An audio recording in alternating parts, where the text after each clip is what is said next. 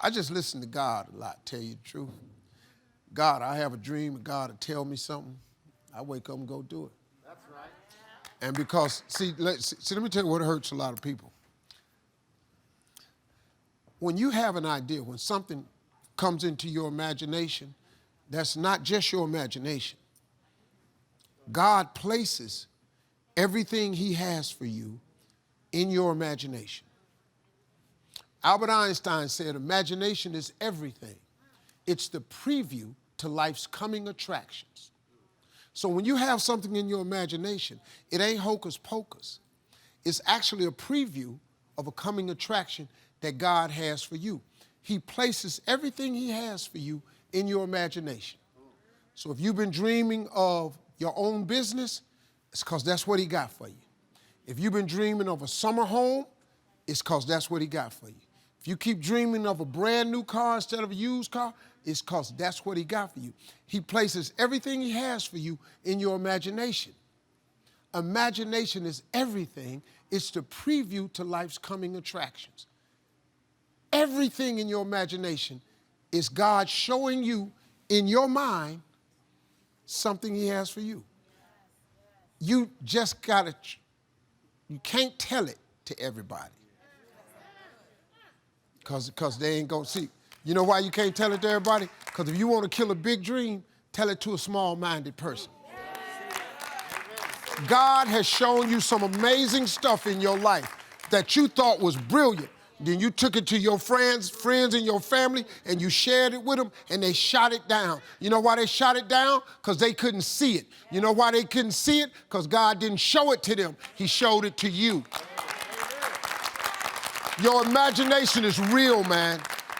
So when I imagine stuff, I act on it.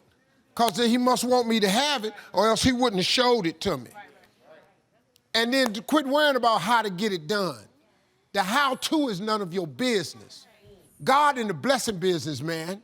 You got to go with it. So when you have these things in your imagination, wake up and get into action.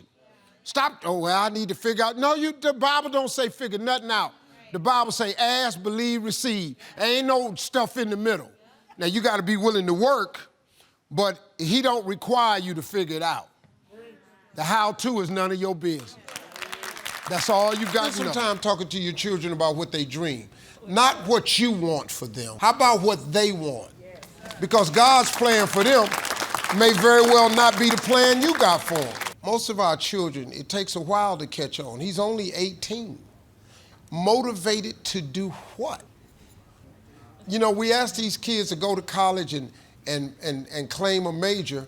How do you claim a major at 18? You don't even know who you are. Most people get degrees, never even work in it, because they discover later on that they don't even want to be that, you know? So it's kind of tough, man. I think what you got to do, what motivated me was anybody that asked me what I dreamed of. It's the dream that spurs a person. It's not education. The dream spurs you to get an education. But the dream drives everybody, man. People get motivated. Spend some time talking to your children about what they dream. Not what you want for them. How about what they want? Because God's plan for them may very well not be the plan you got for them. But if you ask a young person what they dream about, you open up the conversation you've never had with him. And I ask all my kids, if you could not fail, what would you be if you just knew you couldn't fail and you could be it? That's why I start with all my children. So I have 7 kids, all went to college. Some of them finished, some of them didn't. Because if your dream don't match up to this degree, give me my money back and let's get your ass situated somewhere else. I ain't gonna keep paying this $40,000 while you figure it out.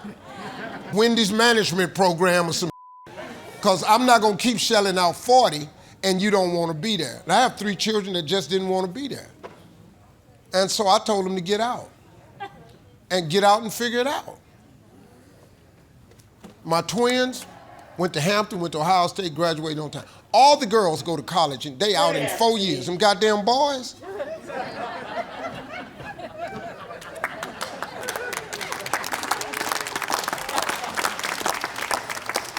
But I couldn't get mad at them, because they was me. I was not a college student. I just wasn't good at it. It had nothing in there. Everything I dreamed about had nothing to do with college. And so one of my sons is in Abu Dhabi right now. He lives and works there. My youngest son, he wants to live in Abu Dhabi. Just a beautiful place, peace, go. My oldest son works for me. My second son got a family. Y'all figure it out. But daddy ain't giving you That's the key. You cut that umbilical cord to get to figuring it out. Ain't no money coming, you got to live. You like girls, you got to go on dates, you're gonna need some money. Because I'm not sponsoring that. So they all figured it out. See, getting rich is really not a magic trick. You just have to learn a few principles of success and be willing to work really, really hard. Before you can build generational wealth, you gotta hit it first. You can't build generational wealth and not hit it yourself. So don't skip over the steps. You gotta take care of yourself first. You create generational wealth after you've secured finances for yourself. So that's the first thing. There's a lot of ways to do it, but you gotta, a little simple thing I used to do. It's really simple that anybody can do. Like, I don't accept change. The law of attraction. I believe in the law of attraction, and it works for me. Like, if I'm anywhere and you give me 20s, 10s, 5s, coins, I don't accept. If you give it to me, whoever I'm with, I give it to them. Because I only want hundreds. But whatever the highest denomination be, that's all I accept. I don't accept change because the law of attraction works. What you put out is what comes back. What I used to do, though, is every time I got a single, I'd roll it up. Whenever I come home with singles and change, I would put change in a jar and I'd roll the singles up. If you can, throw a $5 bill in every now and then. Just roll it up. And roll it up as tight as you can. After a while, you're going to need a rubber band on it. Then if you can, throw a 10 in there and just keep rolling it up. After 1 year, I want you to take a rubber band off that roll. You'll be stunned. You will be stunned at how many singles actually come your way, 5s and 10s. If you can put a 20 in there, do that. So then after I started making money, I would take all my change and save it, all 20s and stuff. I'd have thousands of dollars at the end of a year with 20s and stuff rolled up in there because I never kept it. And so now I'm just in the 100 game. I don't accept anything. If you give it to me, I give it away. And then God gives me the only thing I attract was 100, so he just keeps giving me hundreds. It's a law of attraction. It really does work that way. See, getting rich is really not a magic trick. You just have to learn a few principles of success and be willing to work really, really hard. And anybody can become successful. But you got to do the things that successful people do. That's just one. That's without opening a CD, without investing anything. Take all your change and roll it up and save it, put a rubber band. At the end of the year, you'll be stunned. You'll have hundreds of dollars in singles. You'll be stunned. And coins, you have hundreds of dollars. Some of you will have thousands. You really don't know how important that change is. Good men do things for other people. That's the fact. You got to wrap your head around that right there. It's not about me anymore. I've done enough, accomplished enough, so right now it's just for the legacy. It's for my family. It's for my grandkids. It's a true story, man. I was a friend of mine. He's a tough guy, He's a friend of mine from Cleveland. We grew up together. He's a tough boy. He never changed his lifestyle. He down the way dude. He do what he do. And his grandmother was dying. And I've always been the dude in our friendship circle. People call me when they get in trouble for advice and stuff. He said, hey, man, need you to fly to Cleveland, man. Big Mama, that's what he called his grandma, Big Mama dying. She won't see me. I need you to go with me, man, so you can help me. And we grew up together. He's a friend of mine, man. He's give me money when I was broke, took care of my family when I was out trying to make it on the road. And so I flew to Cleveland when we went to the hospital. I looked at Big Mama. She was in bad shape. You could tell she wasn't going to make it. And she looked at him, and she said, Biggs, let me ask you something. She say, do you know your grandfather's father's name? Do you know your grandfather's father's name? He said, no, Big Mama. He's standing there, he buckling. And this is a bad dude, man. I'm telling you, when this cat will tell you he's a gangster, he's a tough-ass man, so don't crumble. He was crumbling, man, because he loved her. She raised him. Said, do you know your grandfather's father's name? She said, no, Big Mama. She said, you know why? He said, no, Big Mama. She said, because he didn't leave you nothing. Wow. She said, I'm finna go see Jesus now. She said, and when I go, Big, I want you to live your life so that your children's children's children will know your name. That's right. That's what she told her. She died 15 minutes later. I heard something I'd never heard before. And this was years ago, and I changed my life. And I started living my life so my children's children's children will remember my name. So all I'm doing now is I'm fixing it for my children's children's children. So when Steve Harvey leaves this world, they'll say, my grandfather left us this land. My grandfather built that. That's what it is. Because a society becomes great when old men plant trees under which they know they will never sit in the shade of. Good men do things for other people. That's the fact. You gotta wrap your head around that right there. And for every man in here, that's how you got to live your life.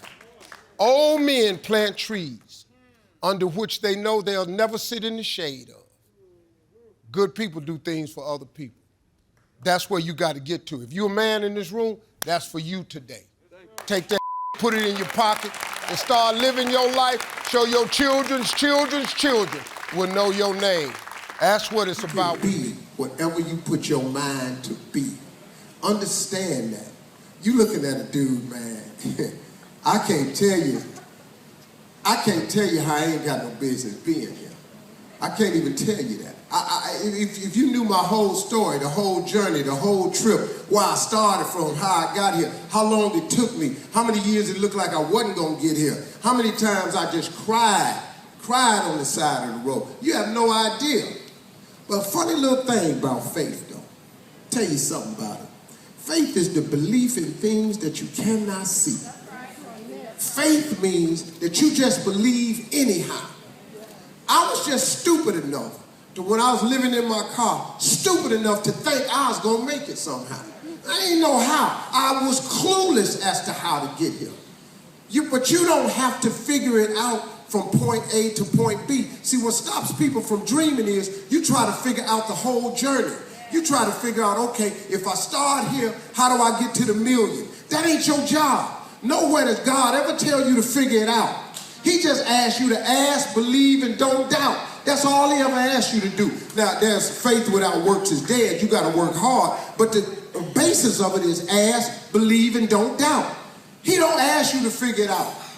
You can't figure it out. So what you got to do is you got to break this thing down in increments. Inch by inch, anything's a cinch. What can you do to get here? See, stop trying to figure out how to make a million. You can't do that. If you can figure out how to make a million, everybody in here have a million. What can you do? What gift has God given you that you can make $10? 10. What can you do? Can you sell a pie? Can you braid somebody's hair? Can you mow a lawn? Can you paint a picture? Can you paint a house? Can you clean a rug? What can you do to earn you $10? Well, guess what? Do that 10 times. You got $100. Now, once you make $100 at your skill set that God gave you, do it 10 more times. You got $1,000. See, it's inch by inch, anything's a cent. You getting there, but you got to start somewhere. But if you're trying to figure out how to get to the million by next summer, you ain't going to make it. You're going to get discouraged. You're going to give up. But the joy ain't in the end. The joy is actually in the journey. If you don't make $1 million, when you get to 200,000, ain't that kind of cool? Amen. If you broke and you get $50,000 a year job, ain't that kind of cool? Woo. If you get to $100,000, ain't that kind of cool? Quit trying to see your way all the way to the tape and understand that it's a journey, that God puts you on a path that's a journey. Please prepare for this process to continue the rest of your life. There are nothing but difficulties in achieving your goal. Listen, folks, success is hard. It's really hard. We just need to get that part straight. Success is hard. But I got news for you. Having lived in a car for 3 years, being not successful is hard too. Now here's the difference between the two hards. Being not successful and hard and trying to become successful and hard. When you are not successful and hard, there are no options. You can't decide where you're going to dinner. You can't decide if you're going to buy a pair of shoes. You can't decide if you're going on vacation. You can't decide what you're going to eat. Your don't have options. On the road to success, it's hard, but it creates options for you. It does. Look, see, people get hung up on the fact that I'm not a millionaire yet. But hold up, man. There's joy in the journey. See, on your way to becoming a millionaire, how about if you celebrate making $50,000 a year? Don't you remember when you didn't have that? Then when you get $100,000, there's another celebration. Because guess what? It's 2 times more than 50. You make $150,000, there's another celebration. See, there's joy in the journey. But people get bogged down with, I ain't a millionaire yet, and they remain unhappy. And now you block all the rest of the blessings God got for you. Because God,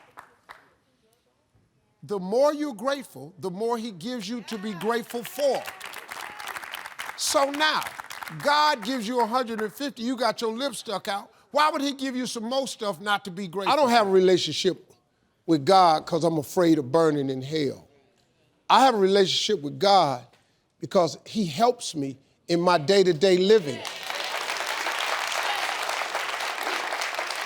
I have a relationship with God because if there is an eternal place to go live, I want to go see it. I figure, as long as I ain't trying to step on nobody to get to where I'm going, look, you all gonna make mistakes. Everybody's a sinner in here. Everybody in here broken. Everybody need help. I need help. I'm broken. You need God fixing you some kind of way. I don't care who you are. I don't care how much money you got. You need God. But listen to me. Don't you understand that that's okay? It's all right to have a relationship with God. Having a relationship with God is really cool. And you're looking at a street dude telling you this. But he changed people, God changed people. If you followed my career any length of time, from the time I was back on the Steve Harvey show, all the way up through the Kings of Comedy, all the way up to 2005, you saw what my life was. But after 2005, he came and he got me, though. Because he got sick of me, and I got sick of me. See, you know what happened to me in 2005? I got sick and tired of being sick and tired. I was so sick of me. Y'all saw me on TV. Y'all saw this money I was making. I was miserable, man. I was at my unhappiest point in life all the way up to 2005. I was miserable. We was Kings of Comedy. The only time I had a good time was when I was on stage. The only time I had a good time, I was in front of the camera. I was with Sid and the boys. We was performing. When I got off that stage, my life was miserable, man. I was in a pain you would not believe. I was in an abyss, man. I was in a dark place. How in the world did I get here? I got here because of God's grace. My plight had overtaken me, and I was about done. But right when you think you're about done, don't he always show up?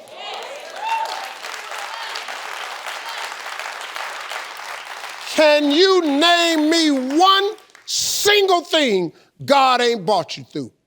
Can you name it? If he ain't brought you through it, he's currently pulling you through it right now. And you know how I know that's real? Because you're sitting in here. The God I serve, you can't put no limitations on him. If you just get out the way, he can show you something. He do miraculous things all the time. Why would you not want one of them miracles to happen for you? I'm sitting here, for me to be here today, the dude that I was, it's a miracle. We pray little prayers. We pray stuff that we see a way to get. You supposed to pray for stuff you can't see no way how you can get it. God is in the make your dream come true business. God is in the get your life together business. God is in the forgiving business. Don't let nobody fool you, man. Don't let nobody fool you. Don't forget to pray. Don't be ashamed to pray, and don't ever be too proud to pray, because prayer changes things. Prayer changes people too. My life is in the sunshine, man. I mean, even when I have a bad day, I don't really let it get to me, because I know it's gonna turn around. See, I figured something out a long time ago. Like, let me ask you a question. How many of you have ever had a really bad day before? How many of you had some days where you just didn't know what to do next? Have you ever had a day where you thought you wasn't gonna make it?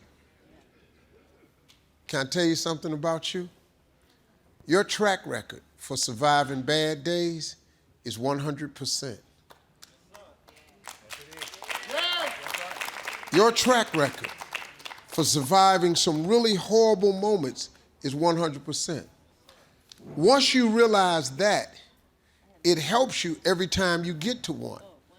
Because guess what? You're going to get through that one too. You actually can't name something that God ain't got you through. So if he done got you through everything, why would he not get you through the rest? If it's something you're not going to get through, you're not waking up tomorrow. So as long as he wake you up, it's because he got more for you. So when I wake up, no matter how bad it goes, I figure God got something for me, so I hang in there to see what it is.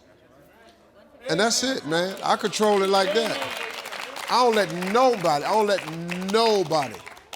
nobody get to me. I got a dude that I know.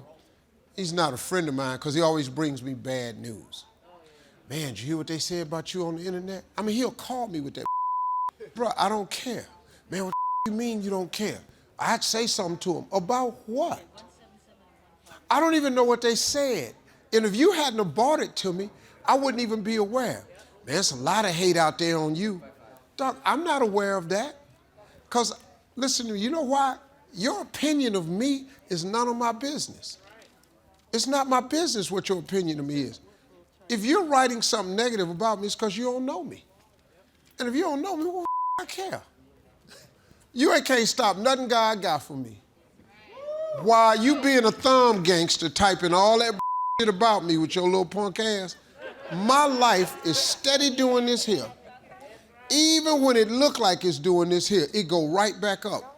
I don't even be tripping with people, man. There's so many negative people out there. But if you focus on the love in your life, it's greater than the hate. The thing with hate is louder than love, but love is stronger. So when you're online, you're dealing with that hate game. I don't even pay no attention to it. It has no bearing on me. None at all. And I don't give it none. Steve, they said this about you. Don't know me.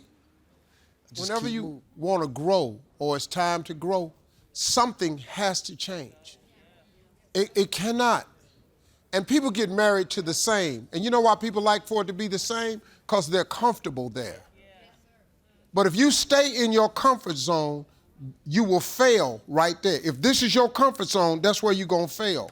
The only way to succeed is you got to get outside of the comfort zone. Everything you want in life is on the other side of fear. You got to get over there, man. You got to it ain't easy. You know, it's not easy to leave the city you grew up in, say goodbye to your family. It's not easy to walk in there and quit your job and take a chance on another job. It's not easy to break up with somebody you've been in a relationship for 8 years and you sitting up in here counting the 8 years, talking about I done wasted 8 years. I tell women all the time, you didn't waste 8 years, you learned something in 8 years. Now if you stay here, do you want 8 more years of this? It's time to go. I don't care what you want to do, man. If you want to grow, you have to change. That's a very difficult thing for people to do, change, man. But you got to, folks. You got to change. You got to take a chance. You can't stay there and play it the way it is. If you keep doing what you've been doing, you're going to keep getting what you've been getting. You got to do something else, man. And that's the way it works, man. And it's hard, I know, because I've had to make a lot of changes in my life, and it's hard. When I quit my job October 8th, I won an amateur night. I won $50. October 8th, 1985. I went to work the next day, October 9th, with a $50 bill in my hand and walked to an insurance company and quit my job. Because I decided that night I was going to be a professional comedian. I had won one amateur night, had never been in a comedy club in my life, won one amateur night and the light bulb went off. This what I was been praying for. I've been asking God, show me what I could do with my life, because I just didn't know what to do with it. Send me to that comedy club, I won that amateur night. That was it. I was for sure this was it.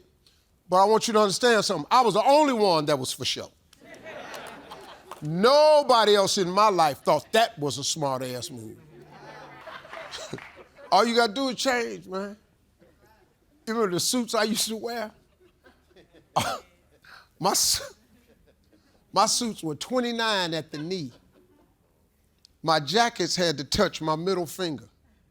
I had a minimum of 4 buttons on that suit. I like 5 or 6, though. My wife one day said, Steve, why don't you wear a different type of suit? I said, baby, this is urban wear. This is what we wear in Cleveland, Detroit, Philly, Chicago. This is what we wear. I ain't finna change. She said, Steve, God is finna take you somewhere. You finna be in mainstream America. I said, what you talking about? I'm a comedian. I don't got to fit in mainstream. I'm funny. She said, no, Steve, God finna take you somewhere else. I didn't know what my wife was talking about. Then I wrote a book, got a talk show, got a game show. Next thing I knew, I was in mainstream America. My wife told me that. And she said, you gotta look mainstream. You can't put them big suits on, them people can't wear to work. I said, baby, you ain't say nothing when we was married. She said, I was waiting to marry you so I could change you. I said, damn. My brothers, man, you gonna work for daddy with the construction company like us? I worked in the summertime, I don't be no construction worker. I wanna be on TV. He keeps showing you stuff and you keep sharing it with other people and they shoot it down because they don't see it. And there's a reason why they didn't see it, because God ain't put it in their imagination. Look, man, you got to trust and have some faith in that. That's what it is. If you keep dreaming of a second job, that's what he got for you. If you keep dreaming of a summer home, that's what he got for you. You keep dreaming of opening your own business, that's what he got for you. You keep seeing yourself rich one day, that's what he got for you. But if you don't put no faith behind it, what you want him to do? Faith without works is dead. You got to go to work, man, and you got to believe in it. Quit listening to people that ain't got nothing tell you about your something. Man, y'all, I got whipped my whole life with that because I had a stuttering problem. I wasn't a good student. I didn't look like this student. I wasn't that. Man, I just had this dream. I had to quit telling people I wanted to be on TV because they ain't see it. None of my teachers saw it. I laughed. That's all I saw. My brothers, man, you gonna work for daddy with the construction company like us? I worked in the summertime. I don't be no construction worker. I want to be on TV. I just tell you, man, can I just be something really real with you? I was just so sick of being poor, man. I had just had enough. I was up to here with poverty. I was exhausted because I kept imagining stuff that required some more money. I was just tired. There ain't nothing wrong with it. You ain't got to be rich, but you ain't got to be this every month. You ain't got it. You ain't got to do that because God didn't create you to be that. The Bible says he come to give you life and give you life more abundantly. Okay, then cool. Where my abundant at? Where mine at? I just want, can I get some of my abundance? You ain't got to make me rich, but can I just get off this hop hustle that I'm on? I just wanted to have a little bit more. I just kept talking to God about it.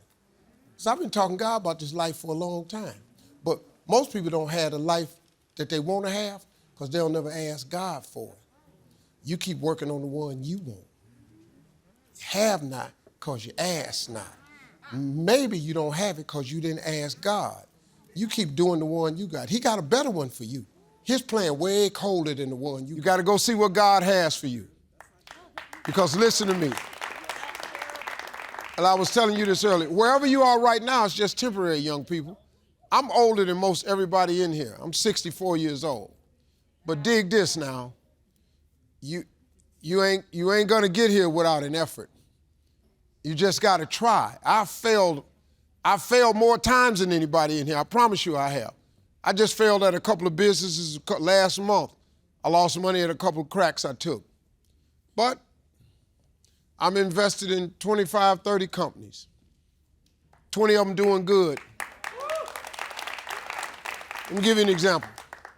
Michael Jordan, in his career, has taken 946 game-winning shots. Michael Jordan has only made 134 game-winning shots. You don't know shit about them misses, though. But you know what they wrote about? Them 134 he made. All you got to do is, you just got to get the makes, man. You're going to miss a bunch of times. The average professional baseball player goes to the plate and is successful. A superstar is successful 3 out of 10 times. Only 3 out of 10 times to the plate is he successful. They'll pay that $40 million a year to go up there and be successful 30% of the time. Are you kidding me? They don't pay you for the misses. They pay you for the hits. All you got to do is get one hit. All you need is one hit show. One, just one. If you get one, let me tell you something. I got on Showtime at the Apollo. I turned that little show that came on at 2 o'clock in the morning, I turned it into a hit. Do you know that they keep giving me shows? You know why? Because they think that might turn this one into a hit. All you need is one hit. Ever since that hit, they give me another bat. Family Feud is a hit. Celebrity Family Feud is a hit. Miss Universe is a hit. Steve Harvey Morning Show, I'm on in 112 cities, 9 million people. I'm a hit. I don't give a what they do to me. All you got to do is get one hit. 3 out of 10 in a baseball, and they pay you tens of millions of dollars. Quit trying to hit all the home runs. You ain't gonna make all home runs. You just need some base hits. You gotta swing your bat though. Get up to the plate. But you gotta get in the batter's box. Get in there. Let the hit you, so what? Bam! I'm on first base. That's how you gotta play the game, man. This is a game.